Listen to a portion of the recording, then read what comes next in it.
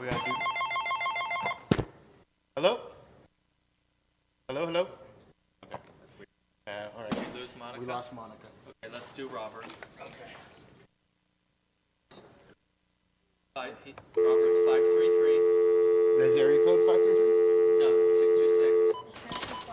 533. 7014.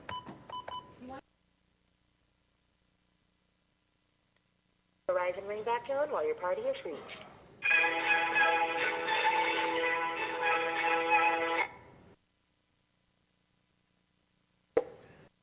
Robert, can you hear us? Yes, I can. Okay, stand by. We're going to bring Monica in. Thank you.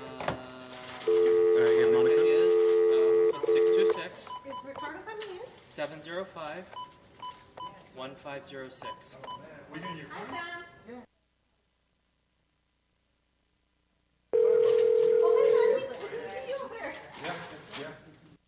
Hello? Hey, Monica, sorry about for the disconnect. We're going to merge the calls now, okay? Okay. Hold, please.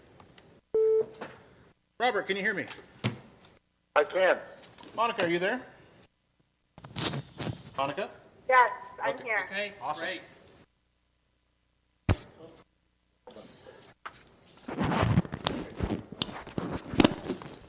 And this is not being recorded? Or yes, it is. And then you stop it. Cool. We're far apart enough. Is this guy not coming in? No, he's not going to be here. Mayor, are you ready to start? Hold on.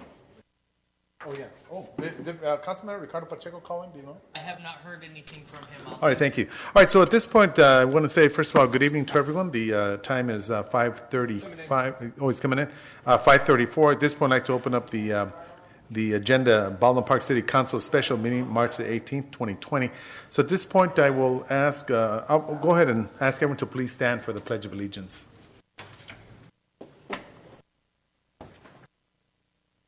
All righty, at this point, we'll face the flag. Ready, begin. I pledge allegiance to the flag of the United States of America and to the republic for which it stands, one nation, under God, indivisible, with liberty and justice for all. Thank you very much. So at this point, I will ask the Madam City Clerk to take roll call, Ms. Jean M. Ayala. And also noted that Councilmember Monica Garcia and our legal counsel, Mr. Robert Tafoya, they are both joining us via a telephone. So at this point, Madam City Clerk, roll call. Thank you. Thank you. Councilmember Ricardo Pacheco. Councilmember Monica Garcia. Here. Councilmember Alejandra Avila. Here. Mayor Pro Tem Paul Hernandez. Present. And Mayor Manuel Lozano. President, thank you very much. All right. Thank you very much, City Clerk. At this point, we'll go through the agenda items that we have, which is the first will be the open session, which is a study session, the update on the novel coronavirus, also known as the COVID-19 outbreak, presented by Mr. Daniel Rodriguez, Emergency Services. Then we'll recess to the closed session, which is item 1, conference with labor negotiator. As well as item number 2, which is conference also with existing litigation, and item 4, which is the conference with legal counsel, anticipated litigation. So at this point, we'll go ahead and go with the presentation. So, Mayor, were you going to have public communications? Or no? Yes, we are. Sorry, but thank you very much. So at this point, I'll go ahead and open up the public communication. Anyone wishing to speak, please state your name. You have approximately 3 minutes. See no interest in the public communication? Hold on. They're actually, it's on the other side. So, yeah.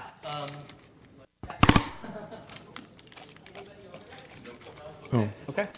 All right, so at this point, I'm being told that there is no one in attendance for the public communication. I'd like to, and at this point, make a motion to close. This is second by Vice Mayor Hernandez. Any objections? See none, so move. All right, so at this point, we'll go into the first presentation that we have regarding the virus. So who is conducting that? Before we start that, can I just ask a few questions? Are we streaming this now, audio? Excuse me? Yes. Audio only? Audio and video. Perfect. It only shoots Understandable. I just want to make sure that we're streaming, Ricardo. considering that we're going to be talking about. Is there a the video? COVID. Is that what you just said? Yes, there is. This is viewable on YouTube. We'll shut that off for the closed session. Okay. I just wanted confirmation. Thank you again. Thank you. Appreciate that. All right. Mayor, you may have somebody who wants to few public speaking. Oh, no, it's not. It's Rose. Okay. Are you coming? Council chamber.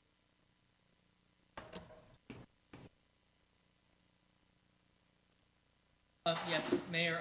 Yes. Chief and Daniel Rodriguez will be giving a short presentation and update on COVID-19. And if so I can explain to everybody what's going on tonight. We've shut this room off to only the staff. We've asked the staff to spread out, as you can see. We've made provisions for the public to view and listen on YouTube. That's been posted on our website. There's also been a provision made for them to view remotely in the ARC. Things are changing rapidly. That was the requirement yesterday, so we have this set up. The requirements changed today. We'll make provisions for that at the next meeting. We'll no longer have to provide the ARC. So we've provided the microphone for public communications at the 7 o'clock meeting. If anybody's here to speak, that will open the door and they can, from this position, have their 3 minutes to speak. Thank you. And just a reminder to the general public or those that are hearing us live, this is a temporary method that's being practiced due to the coronavirus and at the advice of the governor of the state of California, including, of course, in conjunction with the county and of course, all the various cities that are participating in their various meetings, and an effort to be able to make certain and sure that we safeguard those individuals that are in attendance presently. All right. So at this point, Chief, did you want to go into have any reports regarding the emergency? I could add a couple things Sure, while we're that's fine. waiting Absolutely. for Daniel. I know staff are working on twice a day email blast out to City Council with a summary bullet points of what we're doing. We're still getting that going. We had hoped to have 2 out today, but we'll probably get 1. You probably saw the one we sent out yesterday. We're working on that. I've also made provisions for staff tomorrow. We're going to go to a skeleton crew tomorrow, so only essential staff will be coming into work. Others will be home on paid leave or telecommuting from home. We're doing that for a couple reasons. One, to sort of test out the system to see what bugs there are, should we have to go to that full time. It also gives employees a 4-day break where we're not, a lot of people are able to stay home and help slow the spread. All right, very good. So at this point, we'll go ahead and have Mr. Daniel Rodriguez. At this point, we'll bring you up to the dais so you can make your presentations electronic. Excuse me. So at this Mayor, point, if I could make a couple comments Chief, sir, first. go ahead. Sorry about that. Sir. Before Daniel speaks, I just want to kind of talk a little bit about the police department. You know, it is so important for the community to know that nothing has really changed with the police department in terms of how we respond to our community. In fact, I would say this. Because of the COVID-19, we've got extra patrol every single day on day shift and night shift. And what we're asking our extra patrol is to keep an eye on our stores and our markets to make sure that everybody behaves. Up to this point, we really haven't had any incidents other than we did have one last week. But other than that, everybody's been behaved. We've tried very much to protect our officers. For example, every shift we're decontaminating the police cars, focusing on the high-risk areas, the steering wheel and the mics, and we do that before the day shift and before the night shift. We've got more gloves in the cars. We've got the hand sanitizers. We've established protocol at our dispatch. For example, on certain calls, we will ask, is there anyone at your location that may have been exposed to the virus, so that we're not sending our officers in a situation where they're going to be contaminated. Like I said, we've been trolling the markets. This morning we had an emergency meeting with the superintendent.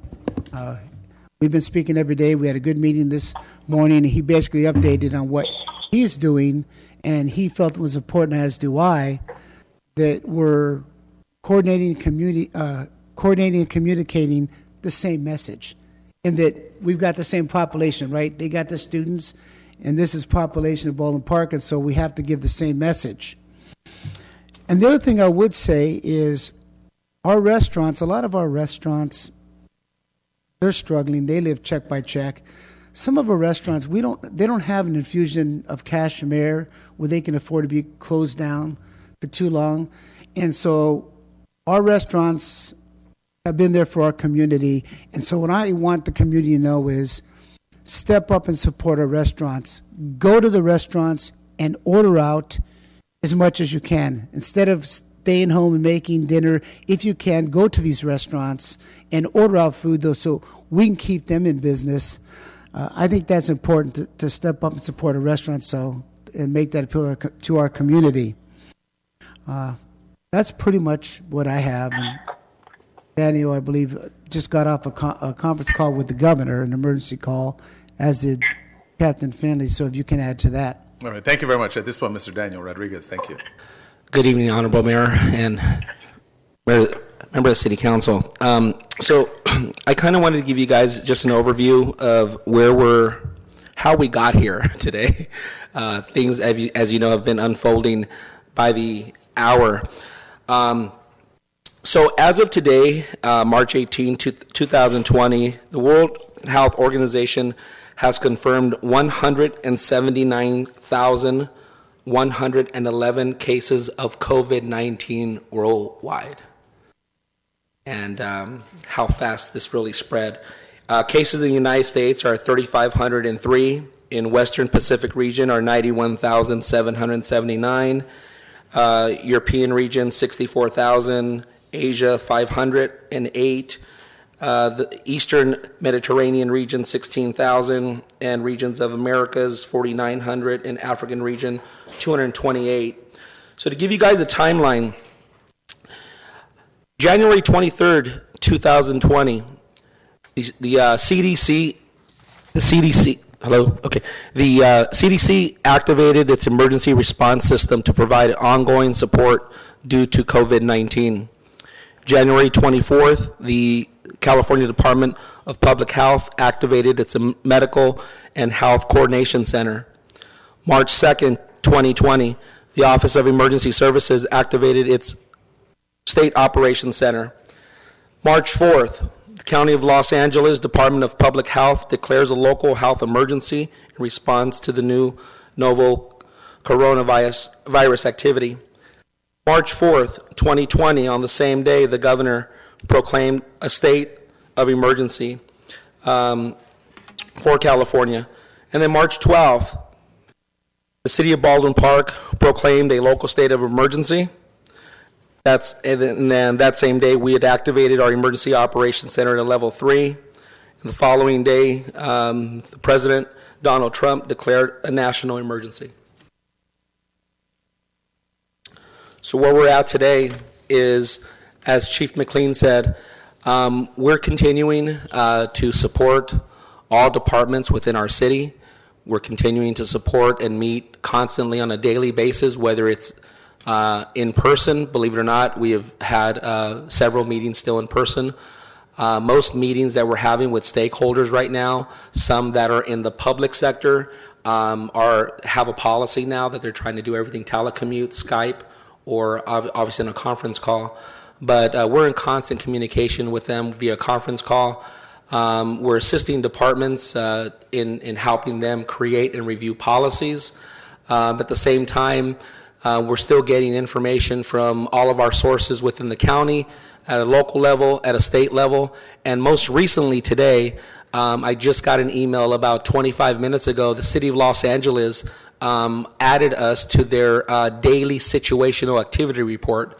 I sent that request about 2 weeks ago to their Office of Emergency Management Department, and they just sent me confirmation, and I did get their report. So with regards to that, we have created our own SIT report. We're still adjusting it as we move forward, but just to let you know that we're monitoring every situation that comes down the pipeline.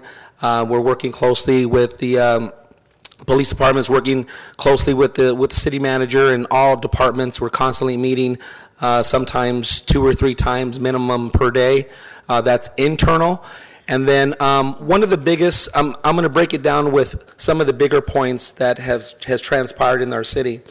A few days ago, we coordinated our resources with the recreation department to reach out to their contract vendor, and we strategically placed porta potties, both regular porta potties, ADA, and some cleaning stations at 4 locations within the city that we identified the highest population of homelessness.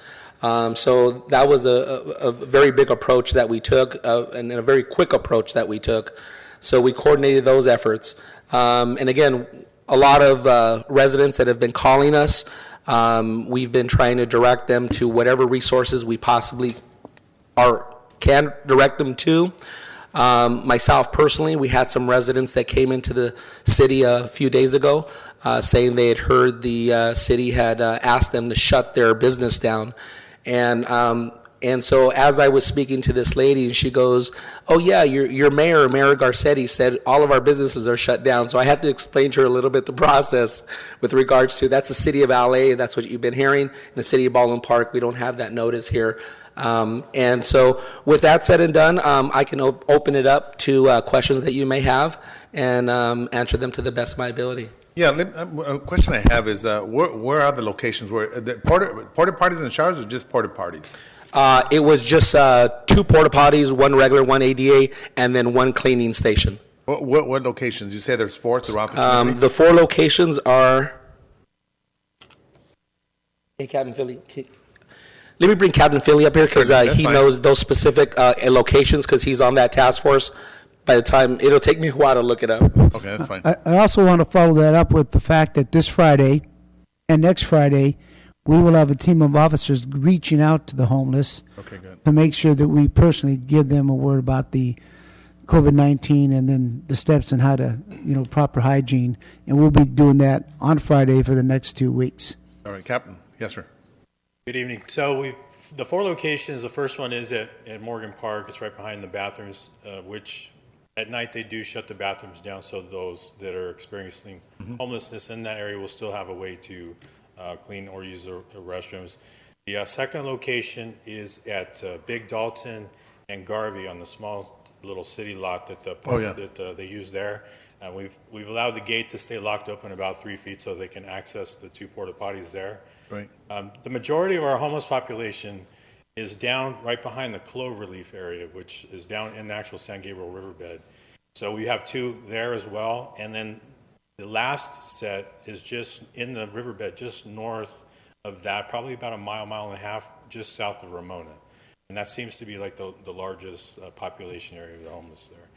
So we've put them there just so it's easy access for them, and it's kind of on the 4 points of the south end of the city. I have a question. Yes, it's Councilmember So Alejandra. just to clarify, in each of those areas, you put porta potties and somewhere for them to wash? Station. It's a hand wash cleaning station that has alcohol, also has a foot pump with water and some towels and things like that. Okay. And who's coming around to clean these, and how often are they doing that? We're going to find out exactly how often they're getting used. We're going to be out, like the chief says, this Friday. We're going to be kind of taking a look at them, inspecting them to see how much use they're actually getting. And then also we can kind of determine how often those are going to need to get dumped. But the vendor is actually going to be responsible for actually coming out and cleaning. Okay, great. They also have flyers on each one that talk about the COVID-19 and how to proper hygiene on every one of those. Very good. So once you get that update on how often you're going to get that cleaned, if you can just shoot us an email or a text, just so I can know, please. Absolutely. All right, thank you. Councilmember Pacheco. Oh, yes, just had a quick question. What are the long-term plans to have an alternative approach to protecting ourselves and kind of returning back to normal? Is there anything, discussions? I know that the community a lot of our residents are unemployed, and I think a lot of other cities are. And I think at some point they're going to want to get back to work and continue. Is there any plan to sort of be able to, or long-term plan to protect themselves and have a normal and a sort of a safe precautions to be out again? So that's actually a great question. With regards to that, and if Shannon wants to chime in, right now we've been receiving a lot of information that's coming from the county, and that information either is updated or changes literally by the hour, as I mentioned earlier.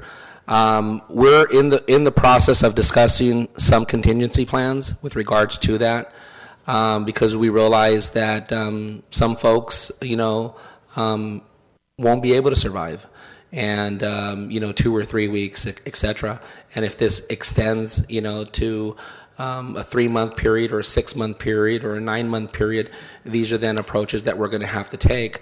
The conference call that I was on today with the governor's office and the League of Cities and Mayors, etc., seemed very promising. Seemed like there was a lot of funding that was going to be eventually coming down the pipeline.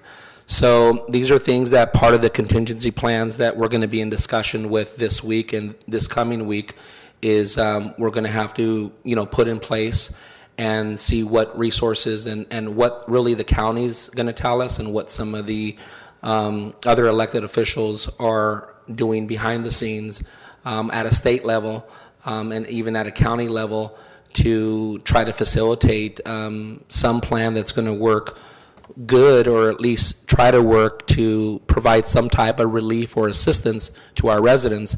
I do know that the one plan that is in the works right now is the SBA. So the SBA is taking a very aggressive approach with regards to providing, they're not grants per se, but they're low-income loans.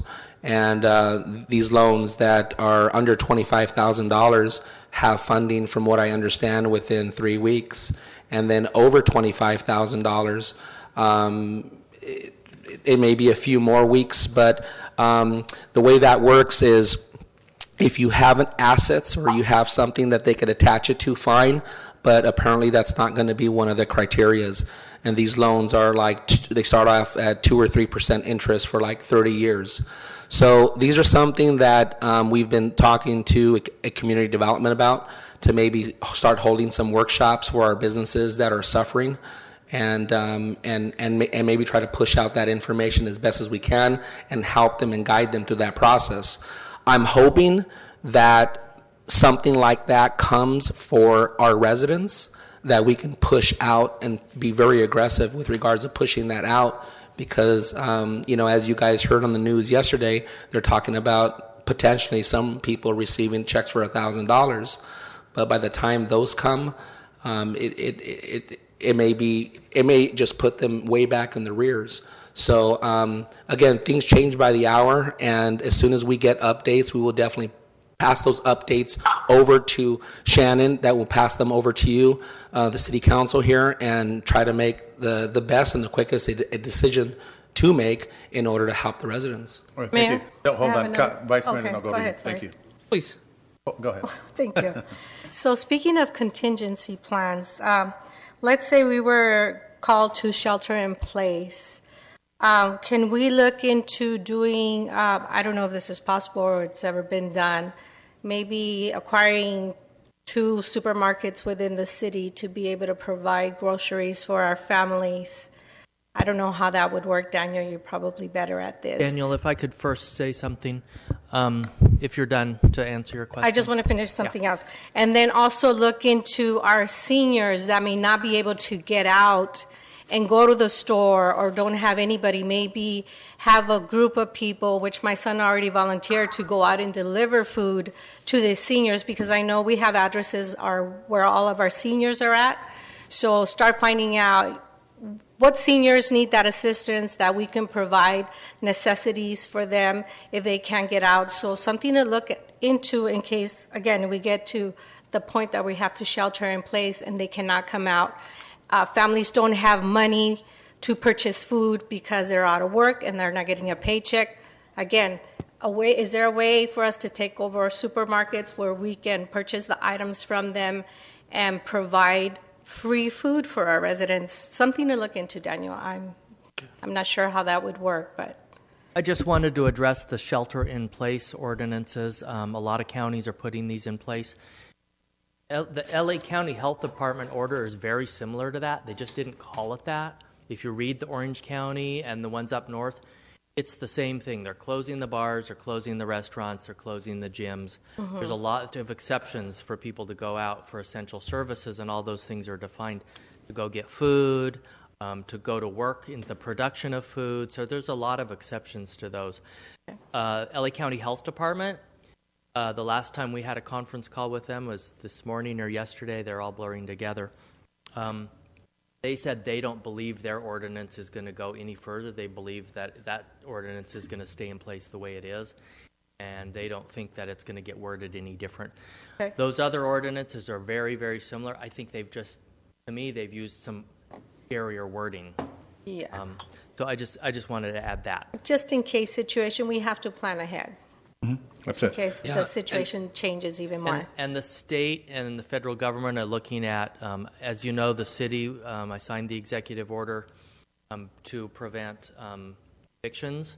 So the state is looking at also foreclosures, letting people extend their mortgage payments Right. a couple months, or add it on to the end of their mortgage if they can't make it. So state and federal government are looking at a lot of options that we're going to be monitoring continually, and we'll be on the forefront of those ideas. And I know they qualify for unemployment as well, so they're able to sign up for unemployment. Go ahead, Mr. Hernandez. Thank you, Vice Mayor Hernandez. No. Thank Good you, questions. Alejandra. Good questions. Just Good points. a quick clarification, Danny. You said in regards to the SBA loans. Yes.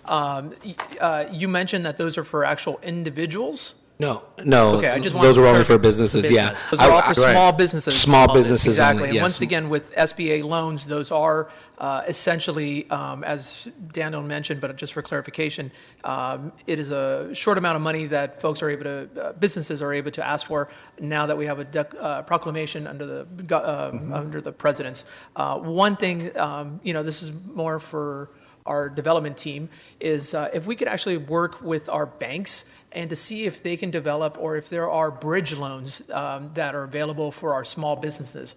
The bridge loans are something that would certainly help our small businesses right now, and it's something that could be done immediately. It's not that something that we have to wait for through the SBA program for that. And in regards to our seniors, or anybody in Baldwin Park or anyone here, there is a program called the CalFresh program.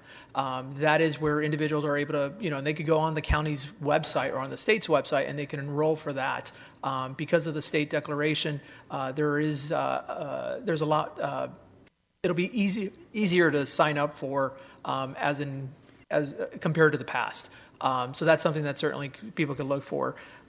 When we also talk about our food bank here in Baldwin Park, can we please, look out to work with them and have a understanding of how many meals they're able to deal with, and of course, volunteers that they might be needing in the future here, as Councilmember Alejandra stated, because that is something that I suspect in the future it's going to be dependent upon a little bit more so than what it has been. So if we need to allocate additional fundings for them or expand that program with some of the other churches or someone of that nature, that would certainly work for us. And then for the American Red Cross, I know that right now, for those that are listening and for those that certainly want to help, they are looking for volunteers. They are looking for individuals to help do some of the feeding at LAUSD schools, because as you can imagine, that's a lot of folks a lot of young individuals or young students need programs. I did speak with the school board president, Lucero, this afternoon. That right now they have the capacity to feed the students that they're doing right now. It's only about 3,500 or 3,700 meals or so on a given day, compared to the 11,000 folks that they have in the school district. But that is something that we could just kind of keep aware of, that there's still a lot of folks in our community, because you got to remember we have close to about 8,000 or close to 9,000 seniors over the age of 65. So one thing that we could all do just as an individual action is make sure that you understand, your neighbors, and get their telephone numbers, as I've done on my block. If there's something that they need, go out and buy it when you're buying something for yourself, and, make a home delivery for them. Because like Councilmember Alejandra mentioned, it might be a little bit difficult, or they might be hesitant to leave their homes, given all the media that's happening. And I'll stop with that for now. Thank you. Just want to follow up also, and thank you very much for the information. What is the, Shannon, I'm not certain if someone knows the actual letter that got sent out to the businesses from the health department about them reducing, I think it's down to 50, or is it just delivery process? Is that I haven't seen the actual letter itself. Got a call by 3 of the businesses here and wanted to know how that, of course, that's going to affect them, because a lot of these businesses simply they have employees, they're working there, and they're not major corporations that can continue on without having us, without having business open. So, have you seen the actual letter? Because I have not. We actually printed a flyer and Okay. information from the county website when they gave the order to close bars, restaurants, gymnasiums. Many of them had heard about it already, but we did take around, staff just went around just to educate them, to hand out the flyer. We weren't ordering them to close or anything, we were just letting them know, and it seems like most of them have complied with that. Now, so that is that a mandatory, or is that from the county, or is it? Yes, It is. for the bars, restaurants, gyms, theaters, bowling alleys, there's a number of those specific items. They are ordered to close, and that's ordered by the health department. That's enforced by the health department. If it comes to their attention that they're open, they'll probably go. And I think we definitely, as Vice Mayor Paulo Hernandez has stated, about looking at these bridge loans and some of the ones that you've talked about. The White House obviously. Mr. Mayor, this is Robert. Yes. I thought that the restaurants were allowed to still do delivery, just they couldn't have people come in and sit down. That is correct. That's that is correct, yeah. Okay. That is correct. Because that came up. And I think, for me, when you look at this whole perspective, the White House obviously has it wrong. I mean, it's the mere fact that the wealthiest country on the planet Earth refused to comply or be a part of the World Health Organization when they were told several years back that we need to prepare it. And for some odd reason, this administration felt, you know what, we're the United States of America, we could do something overnight. And this is the consequences. The hospitals are not going to have sufficient enough to be able to have respirators, and that's going to be huge. I mean, a lot of hospitals have set tents outside to be able to take the temperature, look at individuals that they're coughing, sneezing, whatever it may be, and it's sad. The stimulus package that the White House is talking about, $850 billion and $50 billion for the, I think, for the airlines. Again, the sad part about that, I wish that $50 billion would be allocated towards the homeless, and we could resolve that problem. So let's see what transpires. Yes, they are talking about giving individuals about $1,000, and they're looking at maybe within the next 2 to 3 weeks, but who knows what transpires, because it's unfortunate that our president will say something today and something totally different tomorrow. That's a sad part. But we definitely want to also recognize and thank all the staff members that are here today at the City Hall in general, including all the council members, because I think we have all participated on social media, reaching out, getting the message out to the residents. In this past opportunity, both Gina Ayala made tours through all the markets in the city, speaking to the residents and reminding them that, there's no need for you to go out there and shop like no tomorrow, picking up all the toilet papers and everything else for whatever odd reason. There's plenty, and these market managers made it clear to us that that they have the shipments coming in on an everyday process. So we don't need to panic, and that's what we don't want. We don't want to send that message out.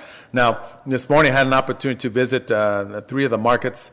Didn't see you, Chief. Sorry about that. I know you said you were waving.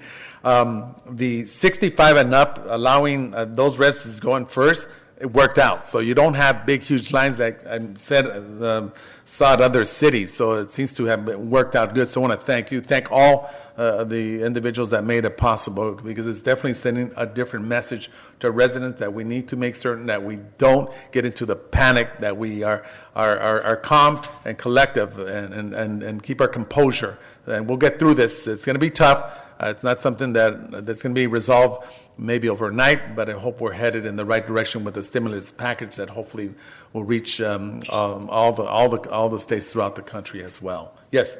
So yes, sorry, yes. Go ahead, Councilmember Monica Garcia. Thank you. Yes. I decided to play it safe by staying home. I've had a little bit of a cough, so just thought I'd join in, through teleconferencing. But I am having a little bit of a hard time, hearing the specifics of the conversation.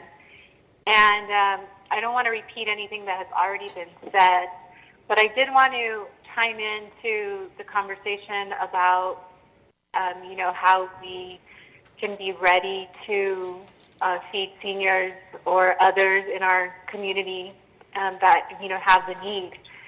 And I wanted to ask, I know that there's so much happening right now, and I really do appreciate all of staff's efforts to, plan and prepare and coordinate. And, you guys have moved very swiftly within these last few days, and I just really want to give you a lot of kudos and, recognize you for your efforts. But in addition to that, I'd like to see if Shannon, the Chief of Police, and Manny Carrillo specifically are in communication and, coordinated communication with some of the nonprofits in our community, and to see if, nonprofits and churches, to see if they're able and willing, to help us with those types of services if that's where this goes. I wanted to see if you guys have been, talking about that or thinking about that. Chief. And I know that it's given the last few days and everything that we've been preparing for, that it would be reasonable, if that hasn't been at the forefront. But I think at some point it would be a good idea to engage, with the nonprofits and churches in our community to see, are they able, because I know that, like, for example, the Church of the Redeemer, we provide CDBG funds to that church, and they provide meals to families in our community. And so that could be a conduit, should we need that in the future, and, should additional resources come down to the city so that we can provide those kinds of services. It'll be a capacity issue at that point. And so I'm just wondering how, we're thinking of increasing that capacity. If I could comment, Mayor? Yeah, absolutely, Chief. Thank you for your question, Councilmember Garcia. We met with Father Mike this week for a long time. We met with him to basically for him to pass on the information to his congregation. And during that conversation with him, he offered up his church. If he needed to use a church, for example, for testing, he offered up some staff to go out and, for example, Councilmember Avila, to help pass up food to the seniors. Yesterday, I met with numerous pastors and reverends and ministers. Councilmember Avila was there, and pretty much the same conversation, talked about the COVID-19, how they could pass on the information to the congregation. I spoke specifically about keeping up the food banks and to let the community know is there's food out there. The water that we have here, you can drink the water. And to not get in a position where we're hoarding food. And so I encourage them to continue with their food banks. And so to answer your question, yes, we've had those meetings with the pastors. We had the meeting with Father Mike, and all that you mentioned is in the works, and nonprofits are a big key to it, particularly when it comes to food banks. Thank you. Okay, great. And so I would just add that, there are a list of churches and nonprofits that we fund. And so, Shannon, if we can look at that list and, again, see, if those partners within our city boundaries would be able and willing, should we need to go there in a few weeks from now. Yes, we'll do that. All right. Yeah. Yes, Monica, did you hear Shannon? Yes. All right. All right. Thank you. Thank you very much. Just you brought up CalFresh. St. John's operates CalFresh. Just a point, I forgot to mention it because you said that. And they work with that, so you might want to check with St. John's. Right. And then yes. Hold on. Go ahead, Vice Mayor. Thank you. And then just, again, to piggyback off that, the Red Cross, the San Gabriel Valley Red Cross and the Greater Los Angeles Red Cross, they do have a statute that they are responsible for doing mass feeding. So if that is something that goes in that direction, God forsakes we have to go in that direction. But they do have the assets. And again, the volunteers are part of that process that are trained for this type of stuff, and they have been doing this. So I know we've been working with them. So I think if we can just circle back with them as another resource or asset for us to deploy should we need that also. Thank you. At this point, Councilmember Alejandra Avila. And like you said, Councilmember Hernandez, God forbid we get there, but we need to plan just in case. But I definitely just want to take the opportunity to thank Daniel and the chief. I know you guys have been working long hours. You're commuting for many miles to be here. The police department has been doing an excellent job. The homeless outreach team has also been doing an excellent job. Everybody here that I know you'd rather be home and feel more protected, I appreciate the fact that you're here and know that we do care what happens to you and your family. So reach out to us if you need anything. So again, thank you for everything that you're doing. Shannon, you as well, of course. Thank you, everybody. Thank you. Thank you very much. And I just have one more question to add with regards to the faith-based organizations. Each and every one that we met with, we provided them the COVID-19 literature, both in English and Spanish, a couple hundred copies to each one. Right. And they did take that. And then Councilmember Hernandez, with regards to American Red Cross, it's exactly what we talked to them about at 3 o'clock this afternoon. So thank you. We had a conference call with them because of their policy now and everyone's policy. So we did that. But there was one thing that I forgot to mention that was very important with the school district meeting when we had yesterday. They are continuing to feed students at the school district. And they're putting out a program or looking at a contingency plan where obviously they want to limit the exposure of those students they're feeding as well. So they're considering, instead of a daily thing, they're considering that they would come in on one day and then they would give them meals for those 5 days. And I thought that was amazing. Interesting, yes. Yeah, I thought that was an amazing plan. So some of the collaboration that they've offered the city on partnerships with different links that link to their website or their website that links to our website and our information. We're trying to work together. We're working together to send out the same message. And that's the same thing that we're doing internally, staff-wise. We may all be pulling out our hair. I have no hair, but maybe we might be all pulling out our hair. But it's really important that everybody, that we're all pushing out the same information and that there's those checks and balances, because the last thing we want to do is push out inaccurate information. So I want to thank Shannon because we sent it off to him for that final review, and it may take a while, but it's good to have those checks and balances in place. All right, thank you very much. One last thing, yes, if I may, sir. Vice Mayor? Thank you. And again, this is for our audience and why we're out there. Two things, actually, is for those folks that we're meeting with, and we have met, such as the clergy and all those other folks that we're doing, can we make sure that they are on our distribution email, whether it's Facebook, and again, email distribution. So when we're putting out, press releases, they're automatically getting it and so forth. Just one way of creating that database for us. I don't know if that's already happening, but if we can, that'd be great. The other thing too is, for the water districts here in Baldwin Park, we have multiple ones here, and I can certainly speak from experience. For the Valley County Water District, vast majority of their customers go and pay in person. As of, I believe, yesterday, they've shut down their front office, but there are various ways in which you can pay your bill through online or everything else. But, again, for those utilities that are out there, not only just for the Valley County Water District, but the other utilities, there are other methods of paying your bills if you still need to move that way. I know part of our emergency ordinance, the one that we just talked about today, does speak to no one's utility bills will be shut off for lack of payment as a result of being impacted by the COVID-19. But again, for those that can, that's the most important word, is they are able to take alternative options. And I'll just ask them to go onto those individual websites for further information. Vice Mayor, thank you. That's very good information you provided there. At this point, Councilmember Ricardo Pacheco.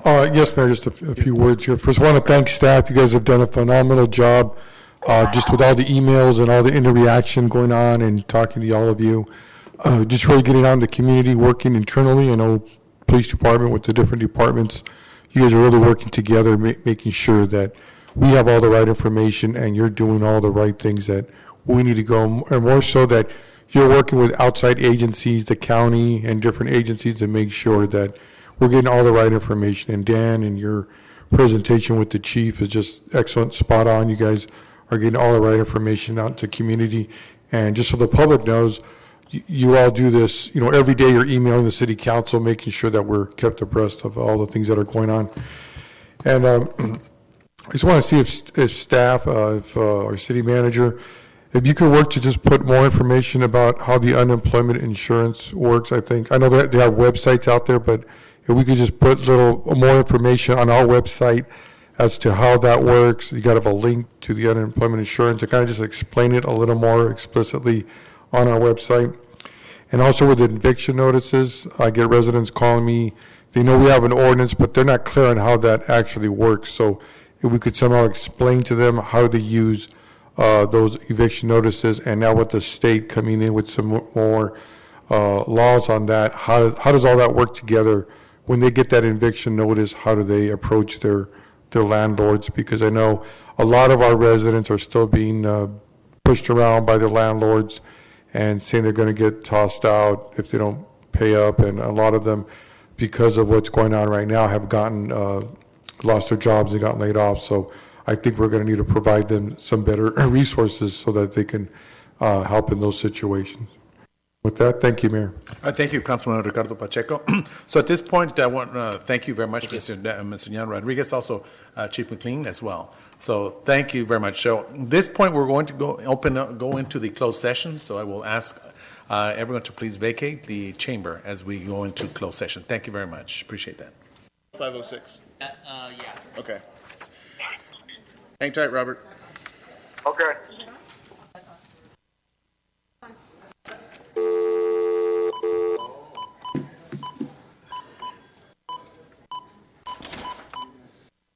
And David and Jean, we need to do the recording and the YouTube. Yep.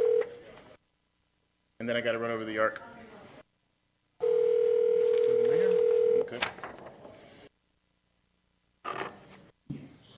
Oh, that's his. This is mine.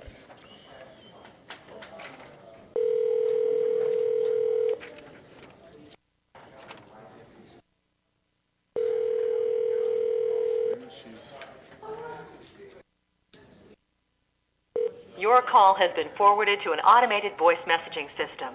All right, I'm going to call her first because Robert always picks up.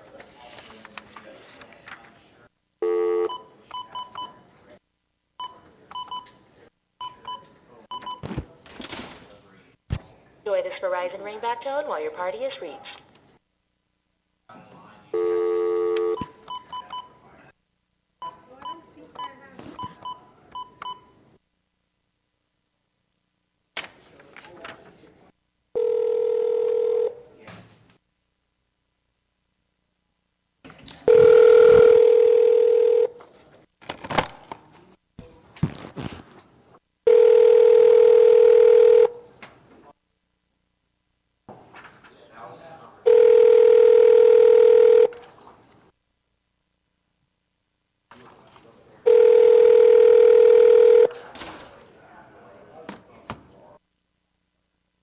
Your call has been forwarded to an automated voice messaging system. We're here.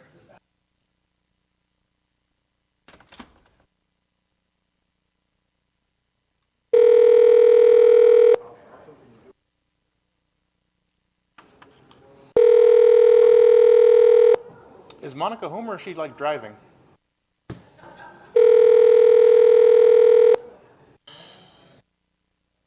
She's not answering.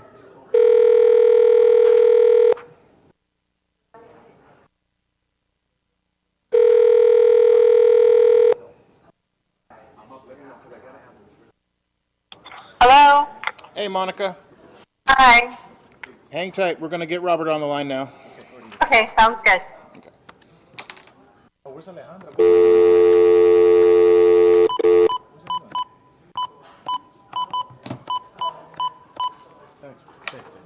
Yeah, no problem. Enjoy this Verizon ringback tone while your party is reached. Hello? Hey, Robert. Okay, I'm going to merge the calls now. Hang tight. Robert, you hear me? Yeah. Monica, you there? Yes. Awesome. Thank you. Robert and Yeah. the mayor, we have these items that it came to our attention after the agenda that we need to get these on in case there's future cancellations. So I'm going to ask for a vote to add these to the agenda. It's items 12, 13, and 14 when we get started. I think.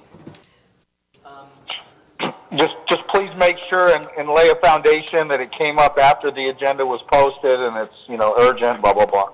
Okay. And I think we're ready. Let me verify we're live across the way.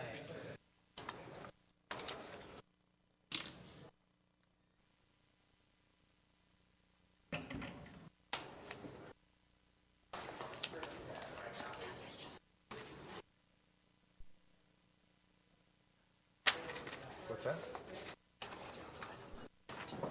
Why?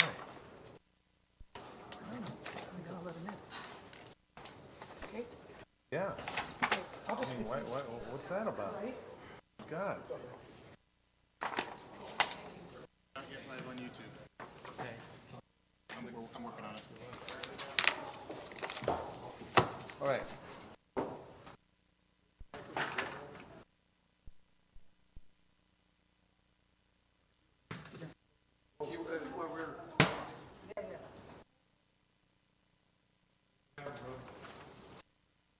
Yeah, come on in. Let's get everyone in here. Let's get all the PD in here. Jose and everyone. We'll make this quick. All right.